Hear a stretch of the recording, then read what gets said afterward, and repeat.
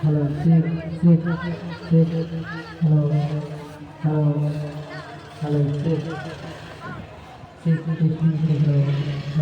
দেখছেন পিছিয়ে সেই তমাল গাছ, এই তমাল গাছের নিচেই আমাদের শ্রী চৈতন্য মহাপ্রভু একদিন নয় দুদিন নয়, সে 2.5 দিন এই তমাল গাছের নিচে উনি বিশ্রাম নিয়ে গেছেন। আমাদের মহাদিত্য ধাম রামকিলি